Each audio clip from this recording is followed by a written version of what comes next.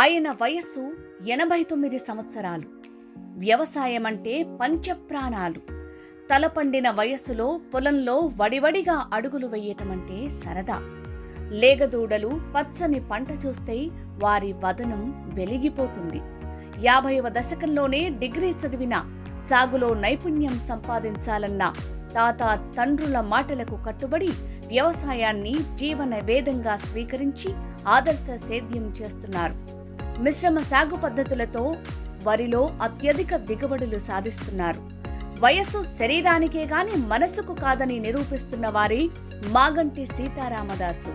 పశ్చిమ గోదావరి జిల్లా ఏలూరు మండలం చాటపర్రుకు చెందిన ఆ కృషీవలుడి క్షేత్రం చూద్దామా?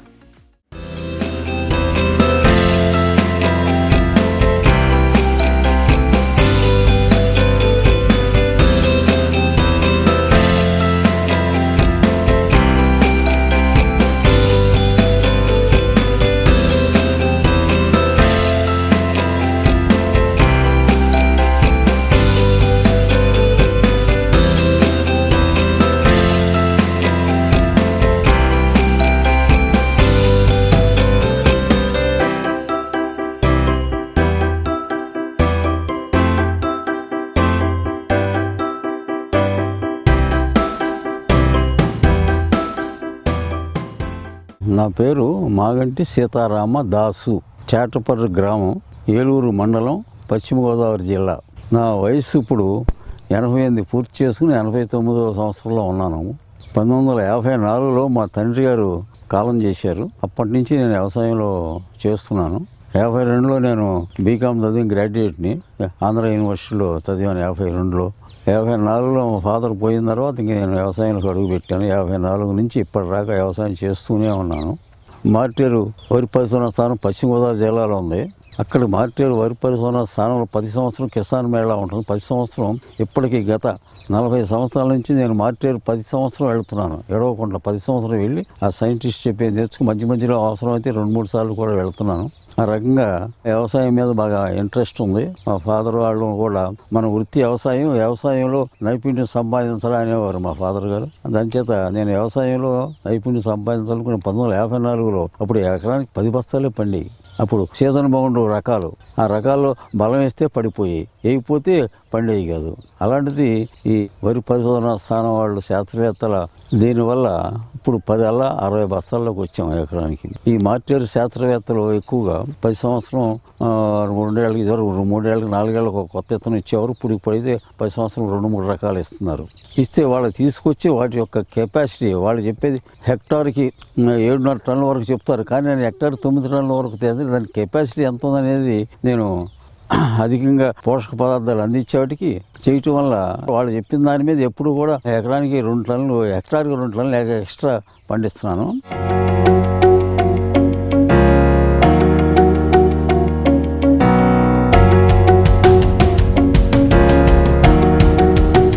శ్రీ సాగులో నేను వేస్తాను. కంపల్సరీగా ఘనజీవామృతం వేసి దాని మీద విత్తనాలు తొలుతున్నాను. అందుచేత నేను 10 రోజులకే ఊడ్చేస్తాను. శ్రీ సాగులో 10 రోజులు పెరిగిపోతుంది. దానికి ఏ విధమైన మందు వేయక్కర్లేదు. అందులో అన్ని సూక్ష్మపోషకాలు అన్నీ ఉంటాయి కాబట్టి ఎరువు చల్లి ఎరువు మీద విత్తనాలు చల్లుతాం. 2 కేజీలు పలచగా చల్లుతాం. ఎరువు మీద దిమ్మ వేసి ఎరువు మీద చల్లి పైన మళ్ళీ పలచగా ఎరువు వేసి తడిపెడితే 10 రోజులకి వచ్చేస్తుంది నారు. అదే రసాయనం ఏమీ వాడక్కర్లేదు. నా దగ్గర ఆవులు 30 ఉండేవి. ఇప్పుడు పెద్ద వయసు అయిపోయి తగ్గించాను. ఇప్పుడు కూడా 15 ఆవులు ఉన్నాయి, దోళ్ళు అవి. వాటి యూరిన్లో అపారమైన సూక్ష్మజీవులను గొప్ప ఉన్నాయి. యూరిన్లో ఆవు యూరిన్లో ఇదివరకంటే పూర్వం వదిలేసేది. ఇప్పుడు అట్లాంటి యూరిన్ బట్టి యూరిన్ పేడ కలిపి జీవామృతం చేస్తే జీవామృతం స్ప్రే చేయమంటారు. కానీ 5-6 సార్లు స్ప్రే చేయడం కష్టం అని చెప్పి ఘనజీవామృతం ఒకసారి వేసి సరిపోద్ది. ఘనజీవామృతం ఒకసారి వేస్తే చాలా బాగుంటుంది. ఆ ఆవులు ఉండటం వల్ల అది కూడా తయారు చేసుకుని, లేకుండా కూడా కొంతమంది ఘనజీవామృతం అమ్ముతున్నారు కూడా, మార్కెట్లోకి వచ్చినాయి కొన్ని చోట్ల. లేని వాళ్ళు ఆవులే పెంచక్కర్లేదు, ఆ ఘనజీవం కొని వేసుకోవచ్చు. వేసుకుంటే అవుతాయి.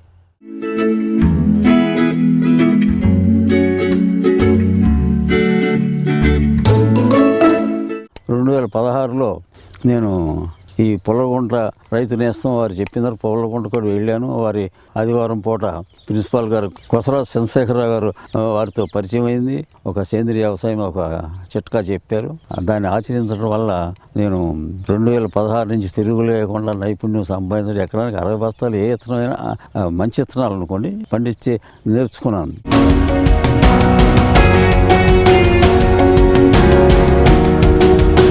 నాకు సైంటిస్టులో కూడా ముఖ్యంగా మొదటి గురువు ఆలపాటి సత్యనారాయణ గారు ఇప్పటికీ ఉన్నారు, గుంటూరులో ఉన్నారు. చాలా గొప్ప ఆయన దగ్గర చాలా పాఠాలు 2 సంవత్సరాలు ఆయనతో మమేకమై తిరిగాను నేను. శ్రీ సాగు ఆయన తీసుకొచ్చారు 2003లో. అప్పటి నుంచి ఆయన దగ్గర నేర్చుకుని ఆ తర్వాత పాలడుగు వెంకట సత్యనారాయణ గారు మార్టేరులో ఏడీఆర్గా ఉన్నారు. ఆయన ఈ రైస్ బ్రీడర్ ప్రిన్సిపల్ సైంటిస్ట్ కూడా రైస్ బ్రీడర్లో. వారి దగ్గర నుంచి కూడా చాలా పాఠాలు దాటితో దాదాపు 20 సంవత్సరాలు మమేకమై ఉన్నాను ఆయనతో నేను. ఈ రకంగా ఆలపాటి సత్యనారాయణ గారు, డాక్టర్ పివి సత్యనారాయణ గారు, ఫైనల్గా కొసరాజు చంద్రశేఖరరావు గారు, వీరి అందరి యొక్క సాంగత్యం. ఇంకా చాలామంది సైంటిస్టుతో నాకు కాంట్రాక్ట్, చాలామంది గొప్ప గొప్ప సైంటిస్టుతో అందరితో నేను పరిచయాలు పెంచుకుని గొడవర్తి వెంకటరావు గారిని పెథాలజిస్ట్ చీఫ్ మార్టూర్లో ఆయన గోల్డ్ పాఠాలు నేర్పారు నాకు. అనేక రకాలుగా నాకు సైంటిస్ట్ దగ్గర మమేకయ్యాను. తర్వాత ఈ రైతు సోదరులు కూడా చాలామంది గొప్ప సోదరులు ఉన్నారు. ప్రోగ్రెసివ్ ఫార్మర్స్ నెక్కంటి సుబ్బారావు గారు ఆసనలో ఉన్నారు. ఆయన దగ్గర నేర్చుకున్నాను. తర్వాత బాగా ఇంప్రూవ్ అయ్యాను అనుకోండి. అట్లాగే ఒట్టూరులో ముళ్ళపూడి బాపిరెడ్డి సోదరు గారు ఉన్నారు. అట్లాగే ఆకివీళ్ళు బొమ్మారెడ్డి సుధాకర్ రెడ్డి గారు అని ఇట్లా గొప్ప రైతు సోదరులు, చాలా బాగా పండించే రైతు సోదరులు ఉన్నారు. అట్లాగే మేడికొండ రమేష్ అని కైకరంలో ఒక ఆయన ఉన్నారు. అనేక మంది రైతు మిత్రులతోనూ వీళ్ళందరితో తెలుసుకుని నేను ఈ రకంగా ఇంప్రూవ్ చేశాను.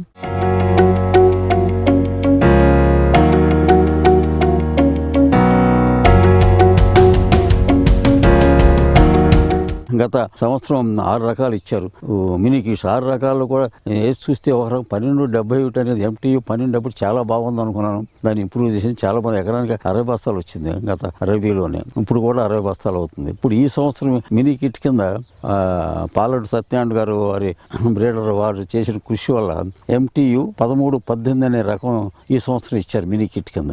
అది స్వర్ణ క్రాసింగ్. ఆ స్వర్ణ క్రాసింగే 2016లో ఒకటి ఇచ్చారు 1229 అని. అది మొదట్లో చాలా బాగా వచ్చింది, కానీ తర్వాత పడిపోవటం అయింది. అంచేత అది పోయింది. తర్వాత గత సంవత్సరం క్షీర అని MTU 1172 ఇచ్చారు, అది కూడా పడిపోయింది. ఈ సంవత్సరం మళ్ళీ ఈ స్వర్ణ క్రాసింగే MTU 7029 స్వర్ణ ఇంటూ MTU 1064తో క్రాస్ చేసి పాలడు సత్యనారాయణ గారు దీన్ని రూపొందించారు. ఇది మటుకు పడలేదు. ఇది ఇప్పుడు చేలో ఉన్నది అదండి MTU 1130. ఈ సంవత్సరం మినీ కిట్ కింద 2 కేజీలు ఇచ్చారు. 2 కేజీలతో ఎకరం ఉడిచానండి. వాళ్ళు ఇచ్చిన 2 కేజీలతో ఎకరం ఊడ్చగలిగాను. అంటే నాకు ఆలపాటి సత్యనారాయణ గారు శ్రీసాగు గురించి వారి దగ్గర నేర్చుకున్న వల్ల 2 కేజీలతో ఎకరం ఊడ్చగలిగాను. మ్యాక్సిమం చేశాను. దానికి సేంద్రియ వ్యవసాయం ప్లస్ మిశ్రమ సాగు చేస్తున్నాను. సేంద్రియ వ్యవసాయంతో పాటు కొసరాజు చంద్రశేఖరరావు గారు చెప్పారు ఘన జీవామృతం వాడమన్నారు, వారు చెప్పినట్టు వాడాను. ఆ తర్వాత రసాయనిక ఎరువులు కూడా తగ్గించి వేశాను. ఈ వేయటం వల్ల 2 మిశ్రమ సాగు చేయటం వల్ల భూమిలో కార్బనిజం బాగా పెరిగింది. ఈ సేంద్రియ పదార్థం ఎక్కువ వేయటం వల్ల మిగతా పెంటబోగు 10 సంవత్సరాలు తోలుతున్నాం, కానీ దానికంటే కూడా చంద్రశేఖర్ గారు చెప్పినటువంటి ఘనజీవామృతం వేసినందువల్ల అపారంగా కార్బన్ శాతం పెరిగింది భూమిలో. మంచి పునాది ఏర్పడింది. దాని మీద చాలా అద్భుతంగా ఉంది. ఎకరానికి 60 బస్తాల పైన అవుతుంది చూస్తే. ఎందుకంటే ఒంటికర్ర వేస్తే ఒంటికర్ర వేసినా 34 పిలకలు చేసింది. గింజలు 450 గింజలు పైన ఉన్నాయి. గొప్పగా ఉంది ఇతను. మరి ఇదే మొదటి మినీ కిట్గా ఇచ్చారు వాళ్ళు. నేను ఇంతకాలం ఉన్నానంటే ఈ చేలు చూస్తే ఆనందం, నాకు పట్టలని ఆనందం వేస్తుంది. అంత బాగా చేయగలిగాను. అంత గొప్ప శాస్త్రవేత్త, అంత గొప్ప విత్తనాలు కనిపెడుతున్నారు. వారికి కనిపెట్టిన విత్తనాలు నేను వాటి కెపాసిటీ ఎంత కెపాసిటీ ఉంది, ఈల్డ్ కెపాసిటీ చూడగలుగుతున్నాను.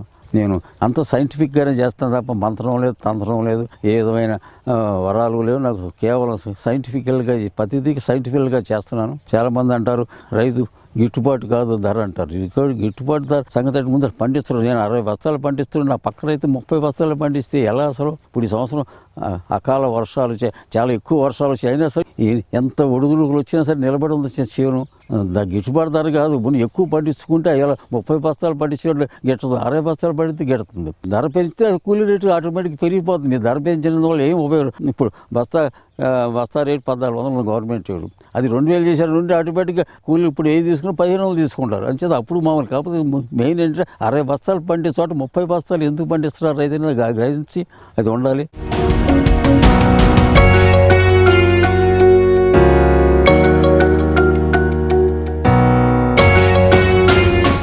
ఒకటి నేను ఏం వేసామని కాదు, నేను ల్యాండ్ మార్క్ కాదు, నేను వేసింది వేదం కాదు, సైన్స్ ప్రకారం చేస్తున్నాను. ముందు ఏంటంటే కర్బనిజం పెరగాలి భావనలో. అది కొసరాజు చంద్రశేఖరరావు గారు చెప్పినట్టుగా నేను స్ప్రే చేసి ఘనజీవం చేస్తే బాగుంటుంది అనుకున్నా. ఆయన కూడా చెప్పారు, వారి సలహా పాటించాను నేను. అది భూమిలో దమ్ములోనే వేయటం వల్ల అది కర్బనిజం పెరుగుతుంది. ఈ కంకులు బాగా రావడానికి కారణం ఏంటంటే దీనికి ఒకటి ఇతనంలో కెపాసిటీ ఉంది. ఆ ఉన్న కెపాసిటీ పూర్తిగా చూపించామంటే భూమిలో కర్బనం ఉండటం వల్ల బాగా దుబ్బు చేసింది. ఇప్పుడు మెయిన్ ఏమిటంటే పోషక పదార్థాలు ఏం వాడాలి, ఏ టైంలో, టైమ్ ఆఫ్ అప్లికేషను, తర్వాత డోసేజ్, ఈ రెండు ముఖ్యం అండి.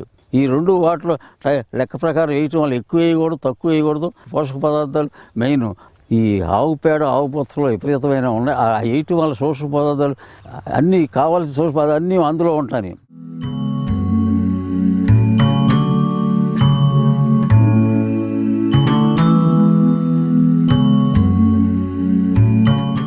వరి అనేది ఏదైనా గర్భం వచ్చిన 60 రోజులు కోతకు వస్తుంది. ఏ వరి అయినా సరే 150 రోజులైనా 120 రోజులు గర్భం వచ్చిన 60 రోజులు కోత. గర్భం రావాలంటే అప్పుడు కొన్న పిలకలు గర్భం రావాలి. పిలకలు పెరగాలంటే ముందే వేసుకోవాలని చెప్తే 150 రోజులు పంట అనేప్పటికల్లా 60 రోజుల ముందు పిలకలు పెరగాలి. పుట్టిన తర్వాత 20 రోజులు టైం ఉండాలి. 90 రోజులు 70 రోజులకల్లా పిలకలు పుట్టాలంటే 70 రోజుల ముందే మనం బలం వేసుకోవాలి. అది పండుతుంది. కొందరు గర్భం వచ్చిన తర్వాత బలం వేస్తే అప్పుడు మనం పిలకే గర్భం లేని పిలక గర్భం రాదుగా 10 పిలకలు చేస్తే 10 కంకులే వస్తాయి. అదే 20 పిలకలు చేస్తే అది 30 పిలకలు చేస్తే 30 కంకులు వస్తాయి. కలుపు నివారణ ఏంటంటే నేను కలుపు నివారణ దమ్ము చేసినప్పుడే క్లియర్ చేసుకుంటాను. ఊడ్చే ముందే ఏమైనా ఉంటే శుభ్రం తీసేసుకుంటాను. కలుపు నివారణ ఉంటే మనుషులు, ఎందుకంటే కలుపు నివారణ వేసినందువల్ల మిత్ర పురుగులు పోతాయనే ఉద్దేశం నేను కలుపు మందులు వాడటం లేదు. వాడకుండానే మనుషులతో ఎక్కువ జాగ్రత్తగా దున్నుకుని చేసుకుంటే కలుపు కూడా తక్కువే ఉంటుంది. తర్వాత కలుపు ఎక్కువగా ఉన్న సైడు అంతకుముందు జీలకు కానీ అటువంటివి వేస్తే కలుపు తక్కువ ఉంటుంది. కలుపు ఎక్కువ ఉన్న జీలకు వేస్తే దున్నేసుకుంటే కలుపు తక్కువ ఉంటుంది.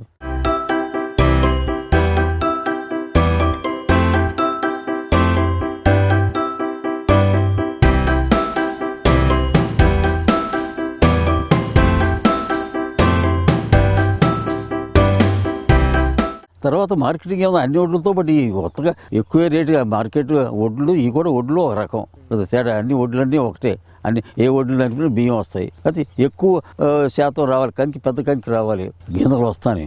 ఒక దుబ్బు చూసి ఎవరైతే లెక్కేస్తే తాళ్ళు కూడా ఇది ఎక్కువ గింజలు రావడం, తాళ్ళు కూడా కొంచెం ఎక్కువ వచ్చినప్పటికి కూడా తాళ్ళు లేని గింజలు ఎకరానికి యావరేజ్ 300 గింజలు వచ్చినాయి. తాళ్ళు లేకుండా ఉన్నాయి. యావరేజ్ 10 పిలక్కి వస్తే అద్భుతంగా 65 బస్తాలు 70 బస్తాలు కనపడతా ఉంది. రేపు వీళ్ళు టెస్ట్ చేస్తే తెలిసిపోద్ది కదా. నా ఎక్స్పెక్టేషన్ 65 బస్తాలు అవుతుందని నా ఎక్స్పెక్టేషను. తగ్గదు.